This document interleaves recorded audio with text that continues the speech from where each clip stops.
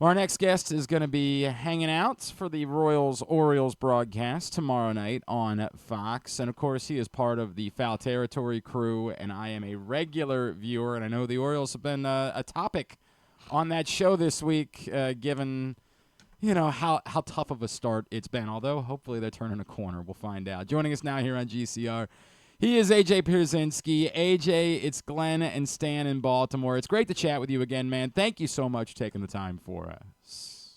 No problem. How are y'all doing? Are y'all surviving okay? Because I know it's been a little bit rough for you guys, and there's a little bit of angst up there in Baltimore, but you'll get through it. So let's present it, right? This week, the Orioles win 2 out of 3 against the Yankees. Albeit the third it was not fun, but they did win 2 out of 3 against the Yankees. To you, is that a sign of a team that was better than their record early on in the season, and maybe they can start to turn a corner? Or is it more, hey, even bad teams win series, there's no reason to overreact to it? I think it's a little bit of both. I think the Orioles are going to be okay. I mean, Gunner's not going to hit 220. What's he hitting right now? 220, I think, for the whole year.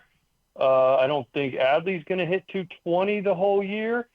They need their pitching back, though. The whole key to this team is the pitching. Can they get the starting pitching especially back? Meaning, does Eflin come back? When does Grayson come back? When does some of these other guys happen to help them? Just think about this. Where would they be if they didn't have Sagano? This team could be in real trouble because he's been unbelievable for them. So I think they're going to be better. Now, have they dug themselves too big of a hole in a tough division? I still don't think so because of all the wild cards, but they have to get it going. AJ, I'm wondering how much you've been able to see of Charlie Morton, because his outings, for the most part, other than the one against the Red Sox about 3 weeks ago where he struck out 10 batters, other than that, his starts have been short and not sweet. What are you seeing with Charlie Morton, and is it just simply the end of the road for him, or do you think he can battle through this? I think he can battle through it, but I think the days of expecting Charlie Morton to go out and give you 7 innings and punch out 10 every time, like you mentioned against the Red Sox, those days are probably gone. I mean, listen, Father Time catches everybody, and I don't care who you are, how good you think you are, how in shape you are, Father Time gets you. And he's just off with his location. He's off a little bit with his pitch where he's throwing, his accuracy, and that's kind of the first sign. But I think Charlie will be fine. He'll figure it out. Now, is he going to go out and give you a 3 ERA? Probably not, but he'll give you innings usually. He'll give you around a 4 ERA. He'll get his strikeouts. But the days of thinking Charlie Morton or an ace are probably gone, and that's okay. But he doesn't have to be. He wasn't supposed to be that on this team. He was supposed to be a quality starter that would give him innings, quality innings, and I still think he's capable of that. So let me flesh it out, because as you said, AJ, they need their pitchers back. Zach Eflin, it might be soon-ish for his return. Grayson Rodriguez, we know it's going to be at least another month. He was moved to the 60-day IL, and it might be longer than that. Kyle Bradish, it's going to be a while for that as well. Can they survive to the point of getting those guys back? Because it would make a world of difference to have all 3 of those guys in this rotation. But given what it is they're throwing out there, the Charlie Mortons, obviously it did not go well for Kyle Gibson in his first start of the season. Can they stay above water long enough to get those pitchers back? I think they can, but they got to hit, right? Yeah. So they're going to have to play a different type of game. They need to get the ball to the back end of their bullpen, which has been pretty good when they've been out there. So can they get the ball to those guys? Can they get the ball to Bautista?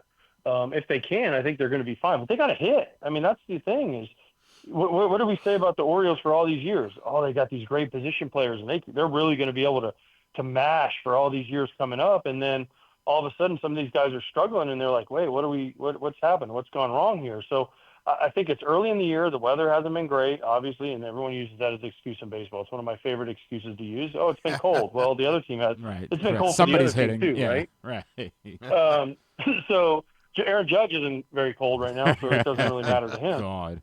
But they just got to hit. That's the big thing. And listen, it's easy. It's such low hanging fruit, and we've done it too on our show, Foul Territory. You take the shots at Elias and say, why didn't he go out and get this guy or do this or make this move or do this? But sometimes those moves aren't justifiable. And as much as it sucks for fans, it is what it is. You got to win with what you got for now, because there's no reinforcements coming for a little while because of the way the system's set up. So You got to tread water until you're able to get your guys back. And when you get your guys back, you got to get hot. So are the Orioles capable of this? 100%. Will they do it? We'll see. AJ, you, of course, been around the game for a long time. There's always all this talk about how long spring training is, and it's too long. You saw what happened to Kyle Gibson in his first major league start this year. That was a rush procedure, though. No spring training, no real innings. He didn't pitch in spring training, so they rushed him on sort of a rehab or an option down to the minors. You saw the product. It was too rushed, wasn't it? Every time guys skip spring training, this seems to happen. Yep. It happened. Remember Jordan Montgomery with the Diamondbacks last year? Sure. Even Blake Snell missed spring training. And what they say, oh, man, they really needed spring training. Every player, I don't know if I can say this, were bitches and moans about spring training being too long and this and that. But then when they don't have it, they're like, man, I really needed those 6 weeks of spring training. Right? What do baseball players do best? They complain. That's kind of the running joke is, oh, you're a baseball player. You complain the best. And it's true. We complain about a lot. We have it really good when we were playing. And it's a great business and it's a great career. But we like to complain because it's the easy thing to do. And so, but yeah, you need spring training. And listen, Kyle Gibson, I thought would be okay because he's been a veteran. He's more of a sinker baller, but he just didn't have his touch and his feel, and the Yankees took advantage of it. So, yeah, was it rushed? Of course, it was rushed because they didn't have anybody else to pitch, right? They had guys that they didn't think they'd be as good. He had one bad start. Let's see how he does in the second and the third start down the road because you don't really hang your hat on one start. So let's see where he is, and 2-3 starts from now. I think he'll be fine. Again, he's not a big strikeout guy. He induces soft contact, a lot of ground balls. He pitched in Baltimore before. He knows it, and he enjoys it there. So he'll be fine. He is AJ Pierzynski, Foul Territory, and, of course, Orioles-Royals tomorrow night on Fox. AJ, I know you guys got into this conversation on the show yesterday, and you alluded to Mike Elias and then the discussion about Brandon Hyde. And, look, hopefully the Orioles keep winning and all of this conversation goes away. If they don't, when is it appropriate to have a conversation about change? And I'm someone, I think Stan and I both like both of these guys and have no interest in talking about their futures. But when does it become, hey, this is no longer just too small of a sample size or something like that? There might just need to be a change for the sake of making a change to try to mix things up. Gosh, this is the worst conversation in the world because that means people are losing their jobs, right? And they're good at their jobs. Brandon Hyde, let's not forget, he took the Orioles to the playoffs the last 2 years. Now, granted, they didn't do what they were expected to do in the postseason, but he took them there the last 2 years. And the thing about Brandon Hyde you have to understand is, remember, he was there in the lean years. So I love that they gave him the runway to not only go through those lean, crappy years and the Orioles were just terrible, but to also experience some success with them. And I think he can do it. I mean, he was on the Cubs when they won, right? And so he knows what it's like to be on winning organizations, on winning teams. They just need to get healthy. And as far as Mike Elias goes, the key for Mike Elias is, can he take that next step? Everyone knows what he did. I don't know if you guys read the It's All About Winning, the book where they went through the whole Jeff Lunau experience in Houston and how they did all the stuff they had going on. It's a great book. Yeah. If you have, Astro Ball. Yeah, if you guys haven't read that book, it's definitely worth reading that book. I think Chandler Rome wrote it. But it was a great book, and it details what they went through and all the people they had and all the people that were part of that organization. And Mike Elias was at the forefront of drafting and developing those guys that they had that helped them win all those World Series. So I think he really is good at drafting position players and finding the position players. You look at Adley Gunnar, Jackson Holiday, all those guys, Hierstead, even some of the guys they've traded away. They have all these position players. They need some pitching help, obviously, but now is the key for Mike Elias. Can he take that next step? I think the ownership gave him money this offseason. Now, you can argue he spent it the right way, the wrong way. That's everyone's personal opinion. But can he take the next step and help this team take the next step, which is winning not only playoff games, but playoff series and giving the people of Baltimore what they want, which is a World Series and a chance to win the World Series. AJ, it's always easy 3-4 years later after the fact to make draft picks. But did Mike Elias make the right pick in Adley Rutschman over Bobby Witt? At the time, yeah. Listen, I'm a catcher guy. Right. So I was a catcher, so I'm always going to root for the catcher. Listen, Adley was great. I mean, the last couple of years, Adley was great. And then the second half, he hit a little downturn, probably for the first time, I don't want to say in his life, but probably for the first time in a long time, where he's like, man, I'm not that great. And then how do you bounce back? He's got off to a rough start. I mean, my favorite is when you talk to reporters and you talk to people on the ground, they're like, oh, the underlying numbers are better than what. Well, the numbers, it's kind of like your record. The numbers are the numbers. I mean, yeah, right. yeah, it's great that you're hitting the ball hard. Oh, you're not getting lucky. Well, certain people don't quantify luck or whatever. The numbers are the numbers. The numbers don't lie. I mean, this is a numbers-based game. You can try to spin it to make whatever. Adley just needs to get more hits. That's it. And it sucks. I've been there. But he's too good. He's too good, right? He's too good of a switch hitter. He's too valuable behind the plate. He's just too valuable to the organization as a whole. Yeah, no, I loved the pick when he got it. And, yeah, of course, you look at Bobby Witt Jr. and say, oh, but then the question is, the Royals went out and signed Bobby Witt Jr. to this long extension. The Orioles haven't done that. They haven't signed Adley. They haven't signed Gunnar.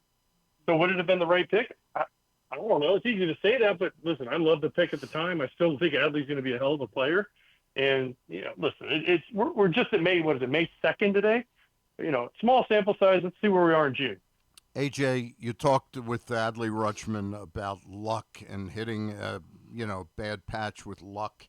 One of your former teammates, Bobby Jenks, the relief pitcher that you were with the White Sox, is got some real bad luck. Could you talk a little bit about that, what he's meant to you, and and what you're doing? Because I read that you're selling some type of a T-shirt, and I didn't see a picture of the T-shirt, but you're trying to raise some money to help him.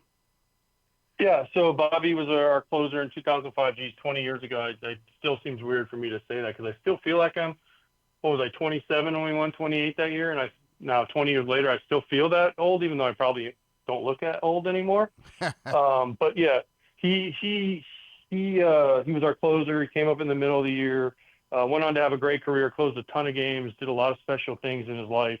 It's had some, like you mentioned, I don't know if bad luck is the right way to put it, but He lost his house in the fires. He lived out in the California, LA area with a bad fire, so he lost everything in the fires. And then right after that, he was diagnosed with really bad cancer, stomach cancer, and he's going through treatment right now. And the White Sox did a great thing. They're selling specialty design shirts that say, they used to have this thing we played there called Grinder Rules, and they're doing a Grinder Rule number 45, and that was Bobby's number, and it's like, live like it's the bottom of the ninth, or fight like it's the bottom of the ninth. And so it's just an ode to him, and the money goes to the Ronald McDonald House of the Chicago, Northwest Indiana area. And I think some of the proceeds go to Bobby. I don't know about that, but I know most of it goes to the Ronald McDonald House, which was a big thing for Bobby. So, it's just a T-shirt. They're super soft. I have one. Just if you can find in your heart to, spare a little bit to help cancer research and help kids out at Ronald McDonald House, feel free. And if you can't, then hopefully there's another way you can help out cancer research, because it sucks. And he's kind of the first one of our team from that year that's kind of gone through some health problems. And anytime that goes through it, ex-teammates, you look at him, you say, gosh, we got to help this guy any way we can. This is just a small thing we can do. That's a wonderful thing for you guys to be doing, and we terribly. I mean, it's just awful that Bobby Jenks is going through that. Obviously, anything else we discussed pales in comparison. We understand that. Yeah. I want to ask you, because you brought up Aaron Judge. When do we start paying attention? And I don't mean like paying attention in that we all know Aaron Judge is good, right? Like, we're all quite aware of that. I know, shocking. Hot take. And the Lindbergh right? baby was kidnapped. Yeah, I believe it. But when do we start caring that he's hitting 427 specifically? Like, when does that become something that, like, my God, he might have the chance to do something we've never seen or haven't seen in a very long time? You got to get into the summer months. You got to get into June-ish. Like I just said with Adley, you got to get into June-ish. Give me June. When we get to June 1st, I'll start paying attention. Listen, he had an unbelievable month, one of the greatest months of all time. But at what point, let me ask you, you guys see him all the time. When do you stop pitching to him? Yeah, oh, my God. When do you stop pitching to him? My God. I mean, I don't care who's sitting behind him. Right. When do you just... And I know guys, and we've talked to pitchers about this, and we even talked to Grayson Rodriguez the other day about this, and he's like, well, everyone thinks they can get him out because there are holes there. Yeah, but if you miss, the way his swing, especially Yankee Stadium, is just tailored to Yankee Stadium. He misses balls to right field that are home runs because of the short porch. So when do you stop pitching to him? I know Bellinger hasn't been great behind him. They tried Austin Wells. Stanton's not coming back anytime soon. So when do you just say, all right, we're going to throw you 4 pitches that are our perfect pitches, and we're going to miss no matter what off the plate, and go from there. If you walk, and then it's going to take 2 hits to score you more than likely. So I'm waiting for that. But until we get into June, I'm not really paying attention because plenty of guys have hit 400 for a month. Let's see if you can do it for 2 and 3 months. It's really hard to do. I'd be in favor of giving him the full Barry Bonds treatment at this point. Like you're up by 2 and the bases you're up by 2 and the bases are loaded. You're doing the Buck Showalter.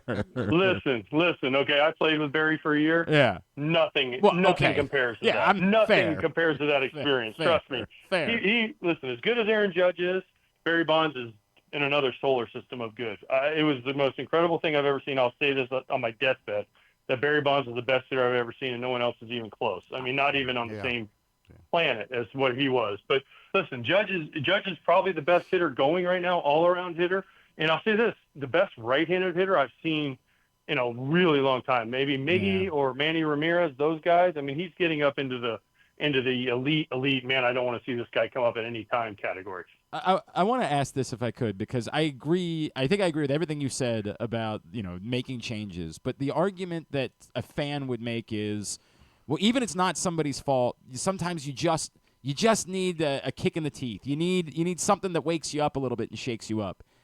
Is that real, AJ, or is it you wake up the next day and there's just a different manager? There's nothing else changed. Like, you still have all the same pitches. You still have everything else is the same. Is there actually anything real or tangible that comes with change for change's sake when you make a move and it's not somebody's fault that you're not performing? I mean, does the manager matter? It does. They do a little. They do to an extent. It's a different message. They might use some guys a different way. They might speak a different way and say the same thing just a different way, and it might register with guys differently. But at the end of the day, you have the same team. Let me ask you this. If somebody came to you guys and were like, oh, by the way, you're fired just because you didn't really do anything wrong. We just want to make a change. It's everyone's job. Yeah. How would they feel? They'd be like, wait, what? I didn't do anything. What? We still have the same, producer and the same, this guy, talent booker for our radio show. Why are we getting rid of me? What did I do? I mean, that's kind of the thing is listen, Brandon Hyde knows what he's doing. And Mike Elias is proven that he knows what he's doing as far as getting a team to the postseason.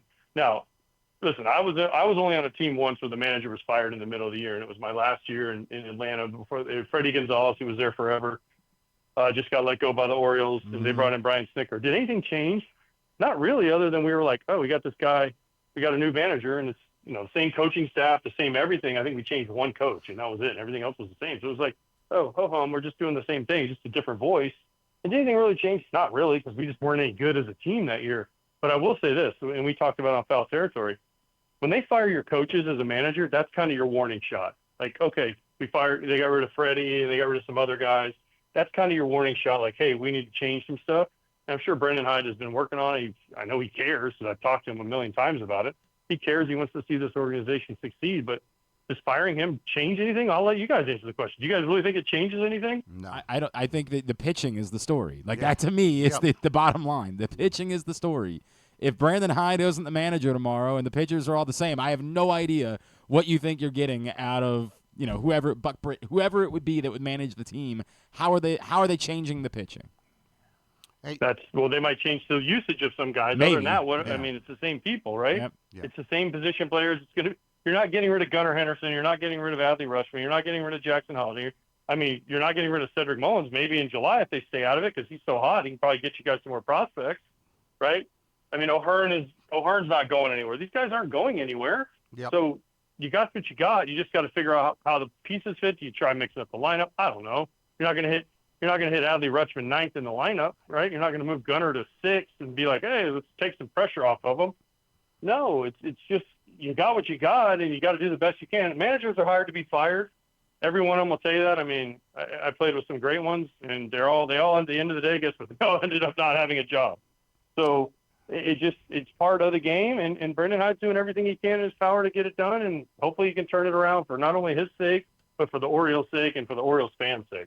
AJ, last question for me. When I heard you were going to come on yesterday, I said to myself, I wonder who the best pitcher he ever caught was. And I sort of looked through a few of your seasons, and one guy stuck out to me. Was Burley the best pitcher pitcher consistently that you ever caught? Well, see, okay, so people ask me this question all the time, and I have to add, then I'm going to have a return question for you. Are we talking about for over a long period of time? Are we talking about as a guy? Are we talking about pure stuff? Long period of time. Yeah. Okay, because I could say, well, I caught Mariano Rivera in an All-Star game. I mean, does that count? Because Fair. I mean, yeah, he's the greatest pitcher, of course. So, yeah. I mean, listen, over an extended period of time, Mark Burley, I was with him 7 years. Yep. Yes, he was unbelievable with the stuff he had. I mean, he was throwing 83 miles an hour and would get everybody out and throw perfect games. It was absolutely insanity. If you go just pure stuff, Yu Darvish by far. When I had Yu Darvish in Texas in 2013, I mean, he had 7 pitches that were better than anybody else I'd ever seen. The best year, personally, I ever saw was Jason Schmidt when I was in San Francisco in 2004. Yeah. I think he was like 19-2 with like a 2 ERA or some crazy number. And just that year was the best year I've ever seen. But Johan Santana, when he first came up, he went on to win a couple Cy Youngs. It was unbelievable. Brad Radke was unbelievable. I mean, I got very lucky. I got to catch so many guys that were just like, wow, this guy is really good. So Bobby Jenks, if you just want to go pure stuff for a reliever, Bobby Jenks had the best. I mean, he threw a legitimate 100. When 100 was 100, right. Bobby Jenks threw 100 with a nasty curveball. And when he came into a game, you were like, nobody's hitting this dude. He is AJ Pierzynski, of course, Foul Territory, every day, Monday through Friday, 1 o'clock. My favorite baseball show, bar none. Outstanding content that you guys do on that show. And then, of course, tomorrow night on Fox, Orioles-Royals as well. AJ, anything else we can plug for you, man? No, everything else is good. I appreciate the time, guys. And tomorrow, just know Grayson Rodriguez is taking me out to lunch, breakfast tomorrow. So he's going to have to actually pay for something. So if you guys talk to him, make sure you guys give him a little grief about having to reach into his wallet. I appreciate you doing that. AJ, thank you for taking the time, man. No problem, guys. Thanks a lot.